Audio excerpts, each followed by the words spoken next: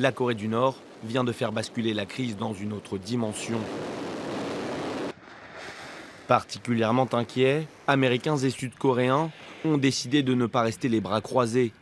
Il y a peut-être quelques personnes naïves qui ont cru que Kim Jong-un, le chef de la Corée du Nord, se serait calmé dans son programme de développement de missiles balistiques intercontinentaux. Eh bien non, voilà. Cette nuit, il a envoyé un missile beaucoup plus puissant que ce qu'il y a jusqu'à aujourd'hui. Jim Mattis, le secrétaire le ministre de la Défense américain, a dit dès lors la Corée est une menace pour le monde entier. La Corée elle-même a dit à la télévision qu'elle peut maintenant toucher n'importe quelle ville en Amérique. C'est effectivement vrai. Donc les choses avancent, la menace grandit. Trump a dit on va s'en occuper. Et comme il a dit il y a quelques mois, enfin il y a un mois et demi environ, c'est le calme qui passait de la tempête. Ce calme qui était un calme factice, n'est-ce pas, est vraiment un calme qui passait de la tempête. Il est clair qu'on se rapproche d'un conflit qui peut amener, comme l'a dit Kim Jong, une troisième guerre mondiale nucléaire. Dieu nous en préserve. C'est pas tout. Ici en Israël, il y a la menace iranienne. Comme je l'ai dit dernièrement, le Hezbollah est au niveau le plus d'alerte, de mobilisation le plus haut qu'il puisse y avoir. Bibi Netanyahu a menacé très clairement la Syrie que si elle laissait les Iraniens prendre des bases militaires en Syrie, il attaquerait. On sait que l'Iran est intéressé par la plus grande base aérienne syrienne T4 à Tias, et Israël ne laissera pas cela, donc on risque aussi un conflit avec l'Iran. Et surtout l'Arabie Saoudite, donc il y a quelques semaines déjà, les Iraniens, par procuration des Yéménites, ont tiré un missile sur l'aéroport de la capitale d'Arabie Saoudite, Riyad.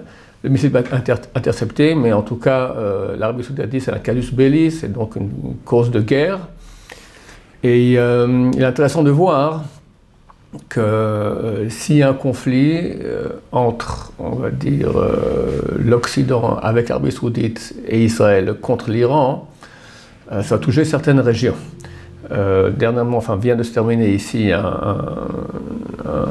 exercice militaire aérien, le plus grand exercice militaire qu'il y a jamais eu dans les cieux d'Israël, Blue Flag, drapeau bleu, auquel ont participé presque une dizaine de pays, pour la majorité occidentaux, dont un arabe, dont on n'a pas dévoilé l'identité, mais tout le monde sait que c'est l'Arabie Saoudite. Le chef de l'armée israélienne dit qu'on est en accord complet avec l'Arabie Saoudite. Donc il est clair qu'il y a ici une union contre l'Iran. Pourquoi cette union contre l'Iran? C'est très simple, l'Iran prend du terrain. L'islam est partagé entre deux grands pôles, les chiites et les sunnites. L'Arabie Saoudite, c'est un peu la capitale, le pays phare du monde sunnite. Le pays phare du monde chiite, c'est l'Iran. L'Iran a aujourd'hui pris l'Irak. La majorité de la population irakienne a toujours été chiite. À l'époque, Saddam Hussein était sunnite. La population était vraiment en majorité chiite. Donc aujourd'hui, ils sont pro-iraniens. La Syrie est devenue aussi un satellite, on peut dire. Les armées régulières iraniennes sont déjà en Syrie. Au Liban, Hariri a démissionné, ou à moitié démissionné, parce que le pays est devenu dans les mains du Hezbollah, qui est sous commandement iranien chiite. Donc il y a le croissant chiite. En dessous, il y a Israël et l'Arabie Saoudite. Israël, Baruch Hashem, on va se défendre, mais l'Arabie Saoudite est un pays extrêmement riche, extrêmement vulnérable. Et donc l'Arabie Saoudite a extrêmement peur d'être attaquée. Il est clair que l'Iran lorgne sur ce pays ennemi, sunnite.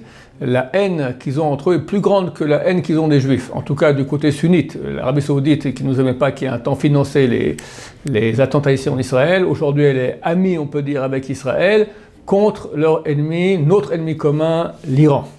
Maintenant, il y a de fortes chances que l'Iran, un beau jour, donc si vous voyez un peu la carte, il y a l'Iran, il y a une petite partie de terre irakienne et l'Arabie Saoudite et le Koweït. Donc il est très facile pour l'Iran de traverser la petite bande de terre irakienne se retrouver en Arabie Saoudite. Je ne suis pas prophète, je ne sais pas si cela va se réaliser. En tout cas, regardons ce que disent nos textes. Un des plus grands prophètes juifs, Isaïe, dans le chapitre 63, début chapitre 63, parle d'une guerre terrible qu'il y aurait à Basra. Bassora en français, Bassra en hébreu. c'est donc la deuxième ville d'Irak qui se trouve en fait entre l'Iran et l'Arabie Saoudite. Si vous prenez la carte, vous voyez que l'Irak est un grand pays, mais en arrivant vers le golfe Persique, la frontière irakienne va en s'amenuisant. Et en fait, entre l'Iran et le Koweït, il y a un moment même plus que 12 km de large, et à hauteur de Bassora, environ 50 km de large. Ça veut dire que si maintenant l'Iran veut conquérir le Koweït, ou même l'Arabie Saoudite, il passe par Bassora. Il est clair que l'Amérique ne va pas accepter que l'Iran conquisse le Koweït ou l'Arabie Saoudite, donc ils vont certainement attaquer. Et comme il est écrit dans le traité Yoma, page 10, qu'à la fin des temps, il y aura une grande guerre entre l'Iran et Édom, l'Occident. Donc ces choses sont extrêmement proches. Et le prophète dit que Dieu vient de Bassora, il vient comme ça de Édom et de Bassora. Donc on parle maintenant de l'Occident et de cette ville-là irakienne qui est à la frontière entre l'Iran et l'Arabie Saoudite. Et il vient ses habits rougis de sang.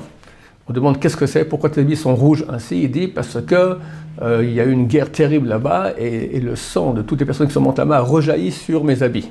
Il est écrit dans le premier verset de cette prophétie que Dieu vient annoncer la Géoula. Rav Loshia vient annoncer. Donc nous pensons que nous sommes très très proches de Géoula. Tous les événements nous montrent en tout cas que nous sommes devant des événements grandioses. On ne sait pas quoi, on ne sait pas vers quoi ça peut aller. Nous pensons comme d'habitude qu'on est très très proche de la Géoula. Ça correspond aussi au texte. Mesdames, messieurs, une seule chose à faire, tchouva à fond. Si on a de la chance, peut-être que ces conflits seront à Hanouka. Hanouka, il y a une grande lumière spirituelle qui descend, celle de guerre, de la réussite des guerres antiques, qui revient actuellement pour une grande protection de l'âme Israël, de tous ceux qui veulent le bien, contre le terrorisme mondial, contre le mal. En espérant, Béat Hashem, que les choses nous amènent rapidement à la Géoula. C'est marqué qu'à Pessah, au mois de Nissan, on a été sauvés, au mois de Nissan, on sera aussi sauvés, donc bientôt on y est. Il se peut que les choses vont avancer dans ce sens-là. En tout cas, pour nous, on ne sait pas quand viendra le Géoula, mais c'est proche, c'est clair. Il faut continuer à faire tchouva aux autres, prier Hachem, beaucoup. Commençons à prier déjà maintenant, inutile d'attendre qu'on ait des missiles qui nous tombent sur la tête. Ça va être très rapide, on n'a peut-être même pas le temps de prier, c'est maintenant qu'il faut prier. Hachem, protège ton peuple, protège tous ceux qui veulent le bien dans le monde. Amen Géoula Berachamim, en miséricorde, sans effusion de sang, sans chimique, sans bactériologique, sans nucléaire. Et que si jamais, Chas et Shalom, à Dieu ne plaît, ces choses-là doivent avoir lieu, que nous soyons sauvés, que tous les hommes, les êtres humains qui veulent le bien, qui veulent le dévoilement de Dieu et veulent la fin du mal, soient sauvés. Il faut prier beaucoup, beaucoup, beaucoup.